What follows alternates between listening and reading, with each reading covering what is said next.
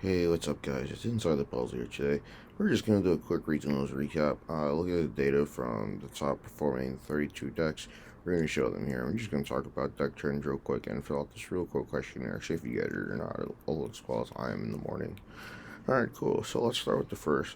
Shang Tsung, he played Whitebeard, right? This looks like a variation called Strawbeard, right? You can see very basic core, right? So, like, we're understanding that the deck structure, the deck composition, right? You're going to see, like, the guaranteed, like, 30 to 36 amount of cards that are the same, right? And there's going to be maybe, like, 8 to 12 difference of tech choices. So, let's go over here, tally. Next, we're going to look at another Whitebeard list. We can see here, right, we're seeing in the first one, 2 Sanji, 4 Nami. This one plays no Nico, right, because it opts to just have pure aggression, right, just all aggro and, like, control the board on a vanilla beat nonsense. This is a really good direction going forward. I'm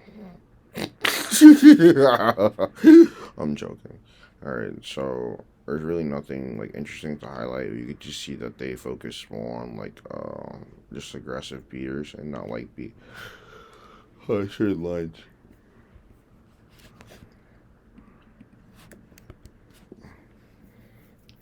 Alright, so next one we see yet another Whitebeard. Oh boy, let's go. Whitebeard in the house. Instead of playing 2 Sanji, we see four here. We see that it's just like trying to maximize on getting to like I guess like the stronger cards, right? This one plays no Marco. It's just all straight aggro.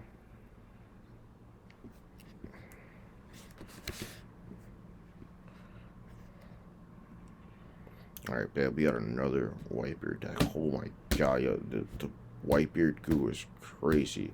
I'm joking. This is a Zoro deck list. Zoro is also really good as well. So Zoro allows you to like pass turn 5, be able to manipulate the board really easily, like storm the board and just swing for like I guess like microchips of damage that are like can all be potentially kill shots. Transforms the deck faster to other deck can outside of Green Law. Um, don't really see it having bad matchups. Also has spot removal in the form of Gum Gum Jet Pistol, which is really good against Whitebeard.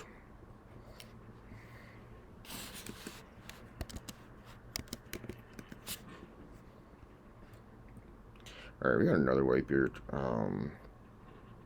Not really much changes in comparison to the other list, except they added 2 Nico Rollins. I guess it's like a tech choice of like what's good or not. But it just looks like this core sample size. It's all just becoming very apparent. Alright, we got Luffy deck. Oh, Luffy's first time showing up in the top circuit right now in the regional perspective, which is kind of cool. Being able to manipulate Dawn and I guess control the board is kind of cool. And then loading up these, I guess like semi triggers is like I guess like really awesome too. But the lack of Nami presence has me kind of confused. But very open to interpretation. All right, so on to throw.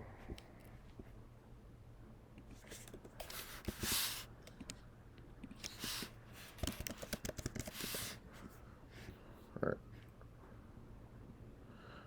oh, we got a law. All right, so we have this law deck pilot by Thomas Nugent. So you see here, it's kind of very similar to Jackson Hung's second place finish variation. It becomes apparent that like this deck is just like a aggro rush beatdown, so that's probably why the deck is kind of like swayed to succeeding in this current game state. Just having more starter cards to get there could be very smart. Then we have a Kinemon. So going into OP meta, this was apparently the best deck of the format. Online, we actually don't know if that's actually really true.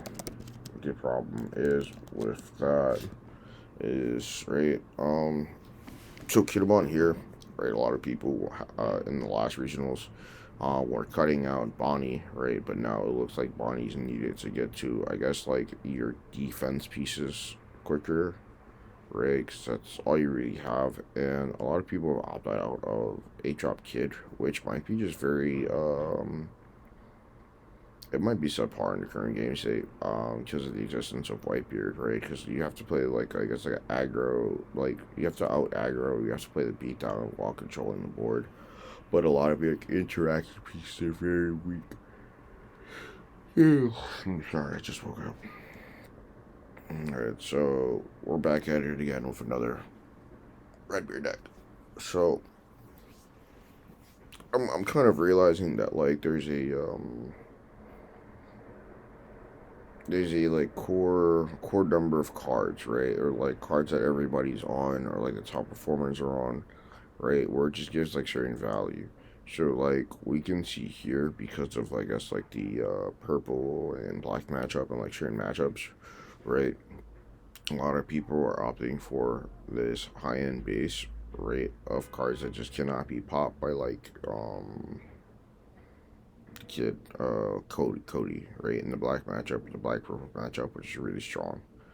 Um, Playing these to have interaction with the boards and blockers is really cool. Like, it's pretty straightforward, right? Like, you need cards to deal with blockers. You need cards to be able to manipulate and give, like, your one drops advantage, right? So that, like, if these are up, they gain value. This card doesn't seem really needed, but it's a 2K counter, right? Like, you can't argue a 2K counter, but then in a situation where it fills up because you're drawing two cards, yeah, this deck is just so not fun to look at. Oh my god, it's the same thing. Oh my god, oh my god, oh my god. Alright, let's go. Another Zoro deck. As you can see here, deck structure doesn't really change. She adds a Radical Beam, one of, probably, in case that, you can do like some, like, late game if it's absolutely needed. Other than that, this is very, very, very clean, very straight to the point. It helps you get toward game. Some people might not be on four; they could be on three or two, because, like, this is not really like an early game. There's like a late game card, and, like, if you get to the late game, because they're so oppressive dealing with the board, because the damage the board generates, and I can see a greedy world with this.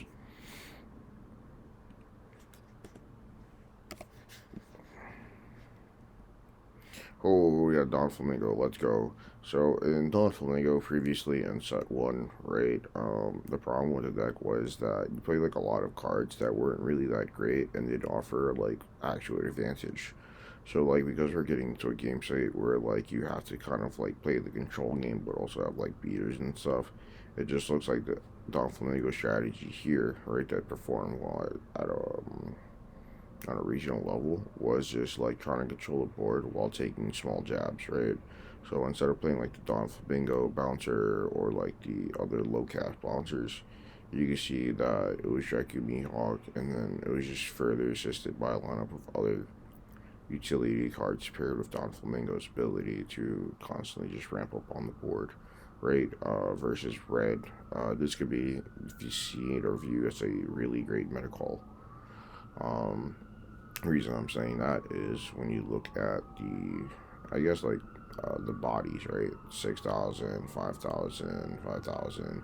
Like, your real main, like, I guess, like, attack piece versus the red, if you were to, like, label it such, would be like the Dracu Mihawk. But these are able to facilitate the beatdown game, like, a much more objectively easier, and being able to get to your, like, I guess, like, draw pieces and filter the cards that you see off of your two, I guess, like, starters or engine starters.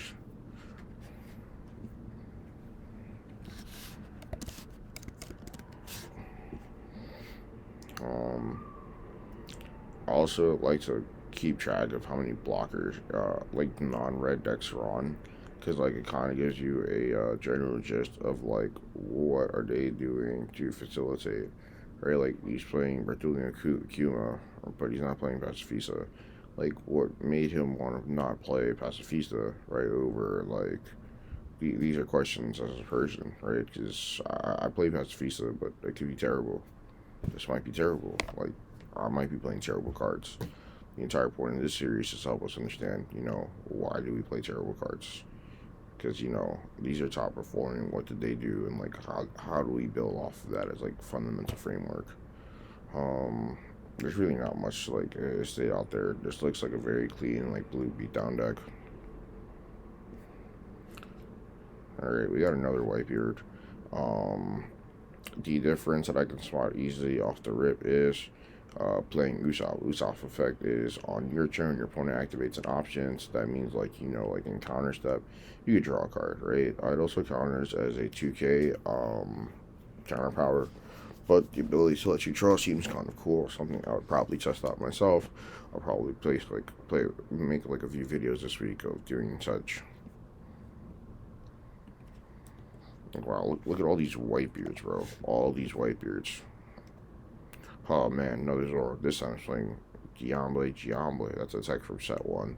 I'm assuming that this is primarily just to close out against decks that like play blockers or like the mirror match because of like Chopper and all this other stuff. But I think playing this is like really cool because like you just like stall games out and then just kind of like cut through somebody. That's kind of cool.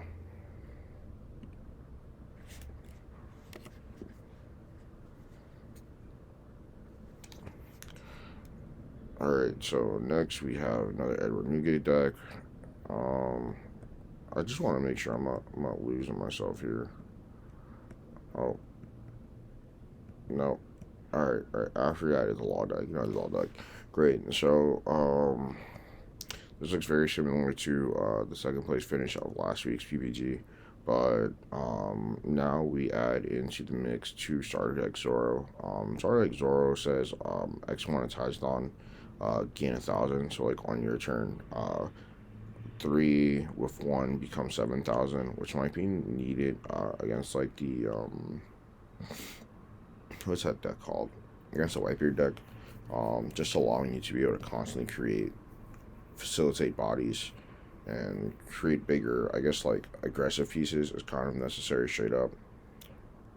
There's really nothing that like changes in the deck structure, right? Like you understand that you need unsuspended law, right? Because it has a lot of conjunction now with Zoro, right? And like blocker law, so that you have like a defense piece.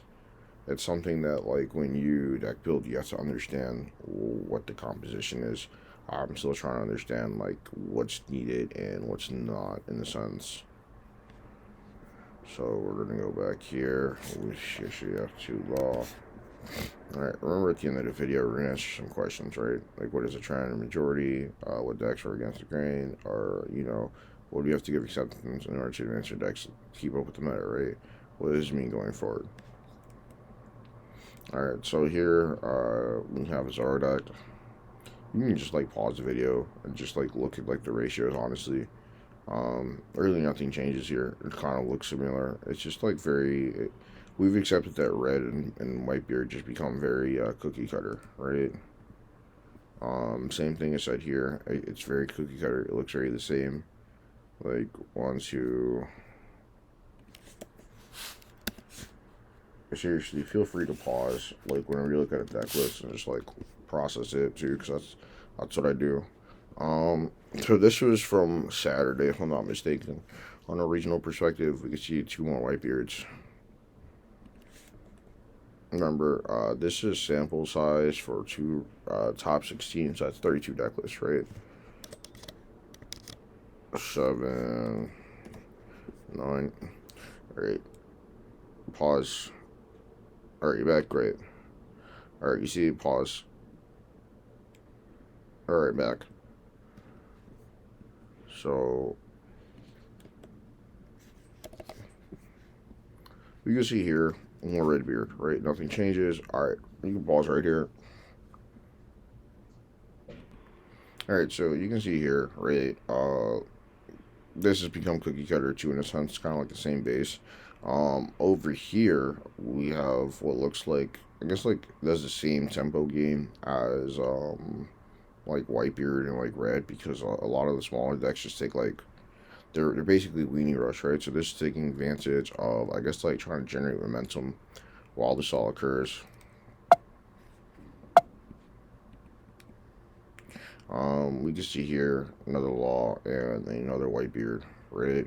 Very similar, except this time, person is opting to play one Basil Hawkins,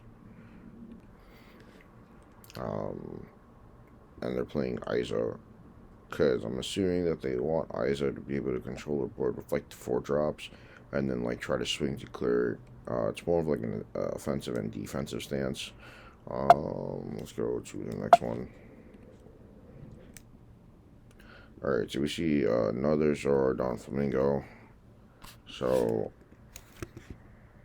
I'm guessing that with Don Flamingo in the rotation, right, from the last necklace, we give acceptance that Don Flamingo decks are good versus the red or the reds.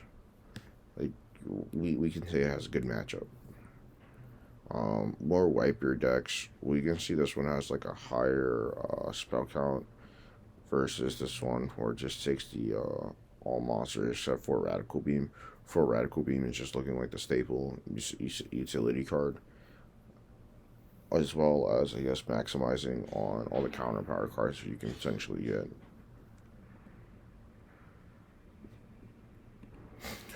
So you can pause for a sec if you want. Alright, welcome back.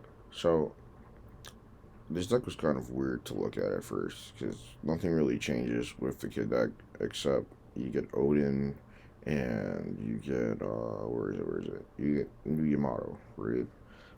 They don't opt to play the 1 drop, which because it kind of doesn't make sense, but also as well. But like a lot of these cards are like really good at doing nothing in the current game state.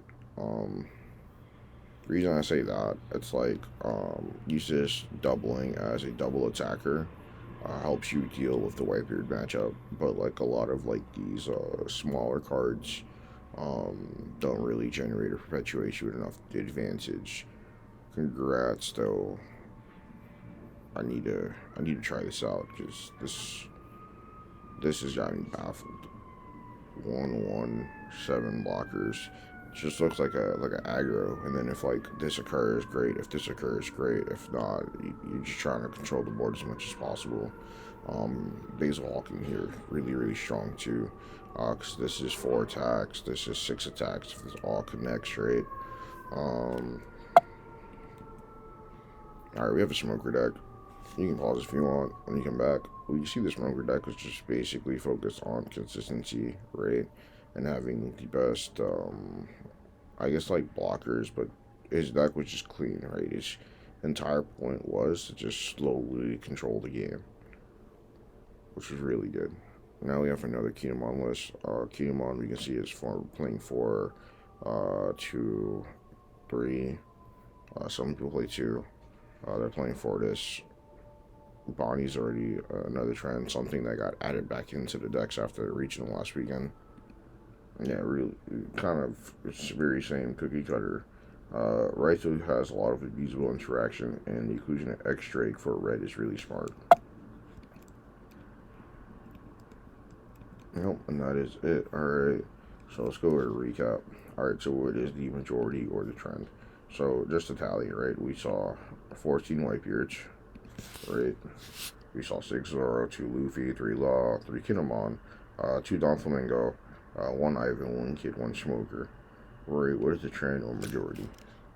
Trend or majority currently is Whitebeard, aka Strawbeard. Why? Best starters and beat down with leader stats, and these are kind of unfair. That's kind of the literal there. Ooh, like, I don't want to say unfair. Overwhelming. Because seeing 2 cards every turn is kind of nuts, right? What decks were the trend against the trend, or you have to give acceptance, right? So we can say that these decks right here right? Because Luffy falls into the red category. Law kind of does too, if you want to be literal. But because, like, this is more, like, pure aggression, or, like, Law takes, I guess, like, some type of, like, combo, skill, or, like, some combo knowledge. For now, we just want to group it, right? So, these ratings the trend, right? 3 Law, 3 Kinemon, 2 Dolphiningo, and Ivan, 1 Killing Smoker. That's a total of 8, 9, 11 decks, right? Decks total. Alright, so 11 decks total, but the issue is that Whitebeard has the best momentum engine in the game with its leader ability and its base stats. A lot of decks understanding this need mid-range removal and just try to rush others down before the big body can hit the board or stay for the long term. Now, what does this mean going forward? Pause it for a sec. Actually, like, take a guess of what you think would be correct before finishing play. Mine's just hypothetical. I'm not saying that it's incorrect or correct. Just looking from open games. Alright, so what does it mean for the game for it? The game is gearing towards mid-range beatdown decks, and you have to understand how the decks will work, right? Going forward, after giving sevens, that Whitebeard practically put a target in his back, right? For it as the deck to beat for the upcoming events. So, let me know what you guys think of this. If this makes a lot more sense for you guys, but feel free to leave a comment below. Also, we are doing a giveaway at the end of the month. Feel free to check out the other video. I'll leave a link below. Thank you guys. Enjoy yourself. Have a great morning.